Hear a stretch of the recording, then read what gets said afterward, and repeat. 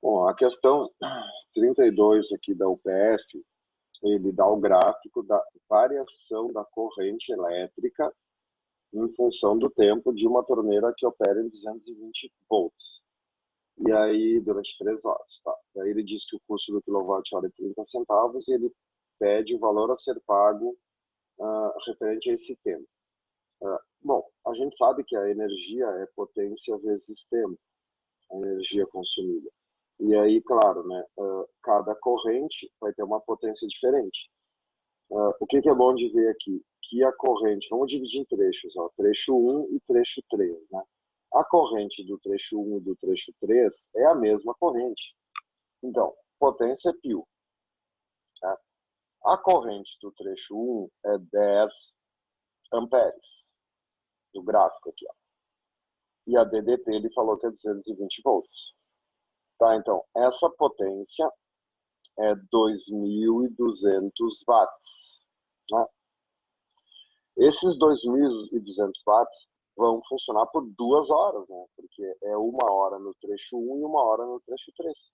Então, a energia consumida vai ser... O que eu já posso fazer? Como ele está trabalhando em quilowatt, 2.200 watts são 2,2 kW. Então, a potência é 2,2 e o tempo é 2 horas. Tá, então, essa energia vai ser 4,4 kWh. Tá. Agora, no trecho 2, a corrente dobra. Tá, então, é claro que a potência vai dobrar, né? Vai ser 20 vezes 2.200. Então, essa potência vai dar 4.400, que equivale a 4,4 kWh. Então, agora eu vou ter uma nova energia, né? A potência é 4,4 e esse 4,4 durou 1 hora. Então, eu vou ter uma energia de 4,4. Então, a energia total é a soma das duas. Então, o total de energia que essa lâmpada consumiu é 8,8 kWh. E aí, basta agora multiplicar por 30 centavos, para mim ter o custo, né? Porque ele quer a resposta em reais, que vai dar 2,64. Então, letra E. Agora vamos fazer a 33 do Enem. Deixa eu limpar aqui e subir. Bom, a 33 do Enem é uma questão difícil, não é uma questão fácil, tá? A maioria dos circuitos do Enem são difíceis. O que acontece aqui, tá? Essa questão, ela é uma daquelas exceções à regra dos nós. Muita gente vai olhar para esse circuito, né, vai achar um circuito complexo e vai tentar fazer pela regra dos nós. O problema está aqui, pessoal. Ó. Não tem conexão aqui. Ó. Então, isso vai ocasionar aquilo que eu expliquei no final da aula. Ó, se eu tentasse fazer por nós, tá? Positivo é o A, o negativo é o B. Aí eu vou andando. Aqui é nó. Que nó que esse aqui? É o A, porque o fio é livre. Tá, daí agora tanto faz, eu subir ou descer, né? Eu vou subir aqui, ó. Então aqui é o nó C. Né? O B, né, tem que pensar na ida e na volta, ó, o B tá aqui, então aqui é B também.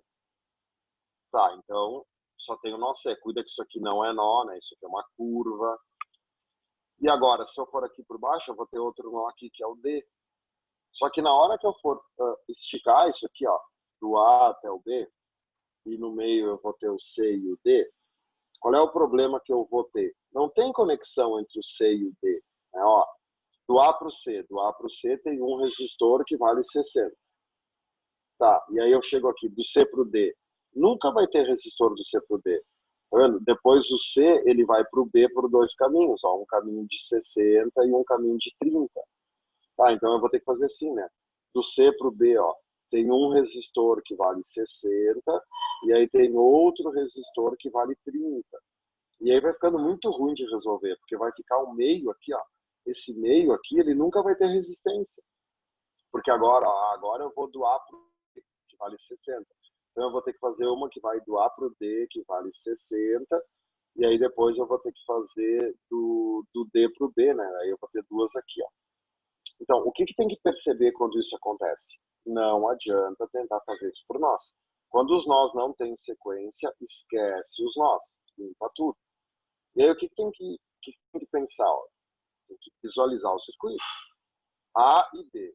Tá, então o A está aqui e o B está aqui. Notem que é a mesma coisa que o circuito começar aqui. Né?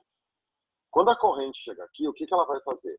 Uma corrente vai subir, vai passar pelos 60, e aí é que ela vai dividir em duas. Ó. Ela vai uma parte para o 60 e uma parte para o 30. Então, essa é a parte de cima do circuito. Notem que essa parte de cima ela é independente da parte de baixo. Vamos supor que o U aqui seja 100 volts, tá? Tá vendo? A parte de baixo do circuito não precisa existir. Qual é a DDP nessa etapa que eu pintei de vermelho? 100 volts. Os circuitos eles são independentes, a parte de cima é independente da parte de baixo. Agora eu vou pintar de outra cor. Ó. O que acontece na parte de baixo? A corrente chega aqui, ó, ela vai se dividir em 60 e depois pelo 120. Então, os 60 e os 120 estão em paralelo, que é onde está o fusível, e depois ela se junta e passa pelo 40. Então, essa parte em azul também vai ter os 100 volts. Então, o que tinha que entender nesse circuito é que a parte de cima e a parte de baixo não se comunicam. São dois circuitos separados. Aí, olha o que ele fez, tá? Ele diz que a corrente máxima que o fusível pode suportar é 500 mA. E aí ele pede qual é a tensão máxima ou para que o fusível não queime. Tá, então, como o fusível está na parte de baixo, eu trabalho só com a parte de baixo. Como que é a parte de baixo do meu circuito? É uma associação em paralelo entre 120 e 60. Né? Eu tenho 120 e 60, que não interessa qual que é qual. E aqui depois eu tenho um de 40. Tá vendo? Ó, esse de 120 está em paralelo com esse de 60 e eles estão em série com o de 40. Aonde que o fusível está? O fusível está em série com o de 120 aqui. Ó. A corrente, ó, vou apagar tudo aqui para despoluir, tá? A corrente que passar pelo 120, ó, a corrente que passa pelo 120 é a mesma corrente que vai passar pelo fusível. Então, o que eu sei? Que essa corrente aqui, no máximo, ela pode valer 500 mA. Mili é 10 na menos 13. Então, são 500 vezes 10 na menos 3. Isso equivale a 0,5 amperes. Tá, então, aqui eu tenho 0,5 amperes. Né? Se eu aplicar URI, R vezes I, ó, fazendo aqui URI, vou deixar tudo escrito, ó, em vez de ficar fazendo de cabeça. Né? O R vale 120 e o I vale 0,5. Tá, então isso vai dar 60 volts. Vou trocar a cor. Então, aqui eu tenho 60 volts. Se aqui eu tenho 60 volts, aqui eu também tenho 60 volts, né, pessoal? É um paralelo. Então, se eu aplicar o URI para cá, né, U vale 60, o R é 60 vezes I. Tá, então a corrente vai dar 1 ampere. Então, pensa só, aqui em cima eu tenho uma corrente de 0,5 e aqui embaixo eu tenho uma corrente de 1 ampere. Então, quando essas correntes se juntarem aqui, quanto que vai passar no 40? O 0,5 vai vir de cima, o 1 vai vir de baixo e aqui vai ser 1,5 amperes. Então, essa aqui é a corrente que vai passar pelo 40. Quanto é que é 1,5 vezes 40? Né? Aplicando URI. Tá, então, a resistência do circuito é 40 e o I é 1,5. Cara, 40 vezes 1,5 é 60 volts. Então, olha só. Esse lado do circuito tem 60 e esse lado do circuito tem 60, porque agora é uma série. Né? Então, qual é a DDP disso aqui? 120. Então, o máximo que a DDP pode ter é 120. Cuidado para não fazer 60 mais 60 mais 60 e achar que é 180, tá? Nem teria a resposta 180. Esses 60 aqui do 120 e esses 60 aqui são o mesmo, né? Que é uma associação em paralelo. Ou se tu tivesse dúvida agora, tá? O que tu pode fazer? Tem gente que fica com dúvida do que fazer para descobrir o U total. É só pensar assim, ó. Essa associação é uma associação em série, né? É uma associação em série entre 40 ohms e o resultado, né, do paralelo entre 120 e 60.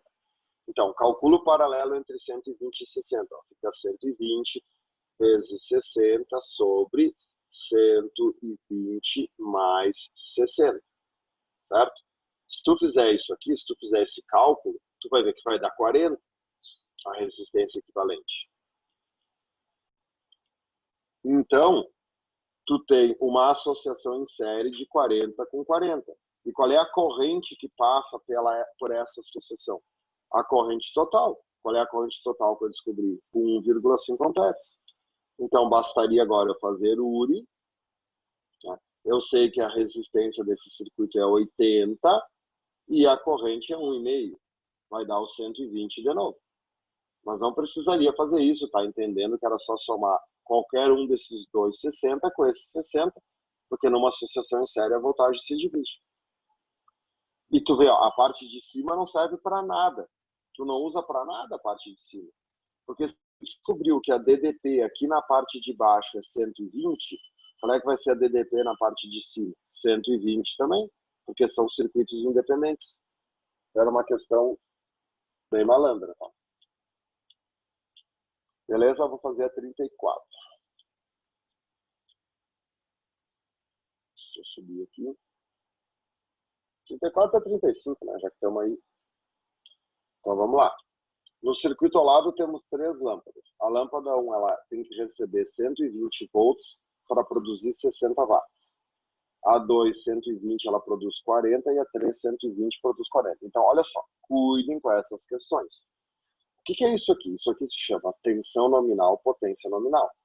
Essas lâmpadas só produzirão 60, 40 e 40 se elas receberem 120. Tá. Quando nas extremidades do circuito for estabelecida uma DDP de 105, tá? Então a DDP desse circuito é 105 volts. Então, nenhuma lâmpada vai brilhar com a sua potência normal, porque nunca nenhuma vai ganhar 120, né? O que a gente sabe? A lâmpada 1 está sozinha, então a corrente vai vir aqui, vai passar pela lâmpada 1, essa corrente vai chegar nesse nó e vai se dividir para a lâmpada 2 e para a lâmpada 3. Beleza, então, com certeza a lâmpada 1 é a que mais brilha, porque ela vai receber a corrente total. A lâmpada 2 e a lâmpada 3 vão brilhar menos, porque elas vão receber correntes divididas. Tá. Então, a lâmpada 1 irá queimar. Tá. Quando que uma lâmpada queima? Uma lâmpada queima ou pode queimar quando ela recebe mais DDP do que ela foi feita. E nenhuma vai receber mais, porque a DDP total já é menor. A corrente da lâmpada 2 será maior que da lâmpada 3. Não, né, pessoal? A lâmpada 2 e a lâmpada 3 são duas resistências iguais, tá vendo? A potência nominal delas é a mesma. Então, elas têm a mesma resistência. Então, é claro que se a corrente do circuito aqui for I, a corrente aqui vai ser I sobre 2, ela tem que se dividir no meio. Então, a letra B está errada. A corrente da lâmpada 2 será maior que da lâmpada 1. Não, a lâmpada 1 recebe a corrente total. A corrente da lâmpada 3 será o dobro que da lâmpada 1. Não, é o contrário, é a metade. Tá? Então, só pode ser letra E. A corrente da lâmpada 2 é a metade da lâmpada 1. Sim, porque a lâmpada 1 recebe a corrente total e a lâmpada 2 recebe a corrente dividida no meio. Então, não era uma questão difícil, tá? Era só não ficar se enrolando na questão. E a 35 também tem que ter cuidado. Considere a chave seletora. Inverno, verão, de um chuveiro se mantenha inalterada. Tu não vai mexer na potência. Optando por uma água abundante e fria, em detrimento de um fiozinho minguado e escaldante, ou seja, aumentando a vazão de água no chuveiro elétrico. Pode-se afirmar que a potência elétrica do chuveiro permanece constante, né, pessoal? Só podia ser a letra D por causa disso, tá vendo? Olha só, como é que tu faz com o chuveiro elétrico, tá? Tu abre a torneira, certo? A torneira, ela controla a vazão da água, a quantidade de água que sai. Se, mesmo estando na posição inverno, que é a potência mais forte do chuveiro, mesmo assim a água está saindo fria para o teu gosto, o que tu faz? Tu fecha um pouquinho a torneira, né? Tu diminui a vazão. Porque diminuindo a vazão, tu tem menos quantidade de água para aquecer. Mas a potência do chuveiro é a mesma. Porque ele disse aqui, né? Considerando que a chave selatora se mantém inalterada. Então, se esse chuveiro foi configurado para trabalhar numa potência, ele vai trabalhar sempre naquela potência. Abrir a torneira ou fechar a torneira não controla a potência do chuveiro, controla a vazão de água. E a DDP não muda nunca, né? Porque o chuveiro numa casa tá ligado, né? Qual é a DDP do chuveiro em Caxias? 220 volts. Então, quando que a DDP vai mudar? Nunca, né? Tu não pode mexer na torneira e mudar a DDP. Por isso que a resposta é a letra B, tá? Também tem gente que se confunde nessa. Valeu, obrigado. Bom estudo.